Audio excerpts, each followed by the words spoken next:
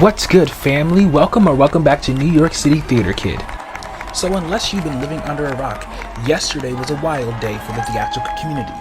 Lea Michele made her triumphant return to Broadway in the revival of Funny Girl. In this video, we will be doing a deep dive on the downfall of Lea Michele, from rising Glee star to becoming the internet's favorite meme. But in order to do that properly, we're gonna have to take it back to 2020, where the downfall all began. This all began in 2020 when actress of the stage and screen Samantha released a series of tweets about working with Lea Michele. LMAO, remember when you made my first television gig a live-in hell? Cause I'll never forget. I believe you told everyone that if you had the opportunity, you would shit in my wig, amongst other traumatic microaggressions that made me question a career in Hollywood.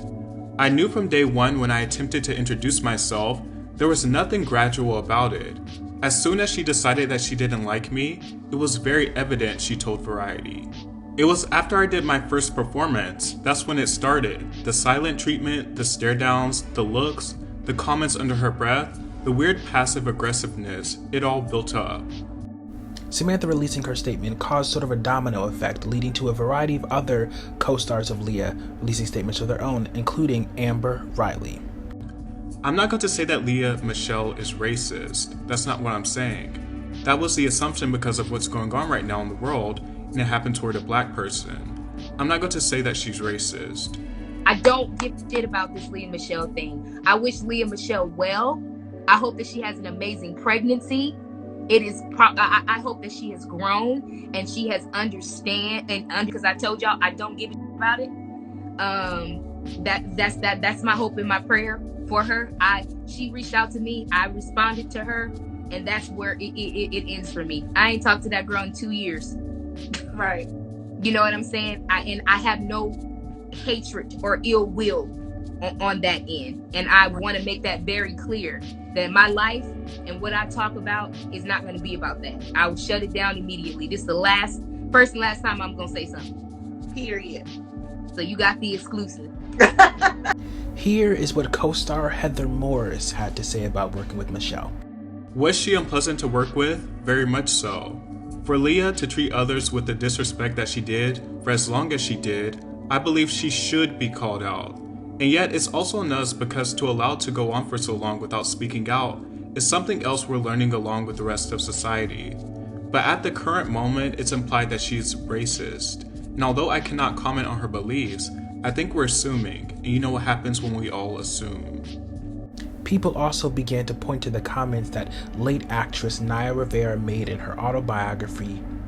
There were three-legged dogs running around and legends like Tim Conway on set. However, all this caused one particular Glee star to amp up her bitch factor. She made a huge deal about the dogs and demanded hand sanitizer anytime one came near her. While the rest of us were in hysterics over Tim Conway's constant improvising, it was throwing her off. Instead of just rolling with it, she kept interrupting. So, are we gonna do the scene as it's written now? Come on, if Tim Conway wants to improvise, you let him improvise. He'd even brought his granddaughter to the set because she was such a Glee fan, and she ended up crying because she couldn't understand why someone was being such a bitch to her grandpa. Finally, my co-star gave up, locked herself in her trailer, and refused to come out. Trust me, I would have been fine with her staying there, maybe forever, but the sad truth was that we couldn't film without her. People were pulling their hair out and yelling into their walkie-talkies like, "Can we get her back on set? Can we get her out of her trailer?" We were shooting a scene in a diner, and all the producers and crew were in a huddle. No one knew what was going on, and absolutely nothing was happening.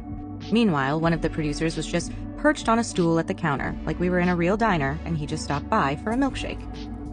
When I started at Glee, the producers told us 3 things: show up on time, know your lines, and hit your mark.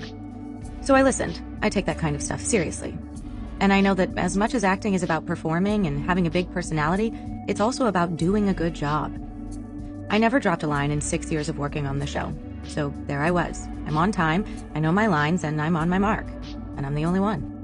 I wasn't trying to be Captain Save-A-Ho, but as you've probably realized by now, I'm a blunt person. So when things get to a boiling point, like they were that day in the diner full of dogs, I am going to say something. So I walked up to our producer and said, "Are you going to do anything about this?" He looked at me like he had no idea what I was talking about. Where are the other people in this scene? I asked him, gesturing at all the empty chairs around me. And I added, you're on my mark, so if you would kindly get up and handle something, anything, that would be awesome. He lost it and started screaming at me in front of the crew. I've been running this show for 6 years, he yelled. Without raising my voice, I responded, yes, poorly. Ooh, girl, wrong thing to say, because after that, Nene didn't get asked back to work.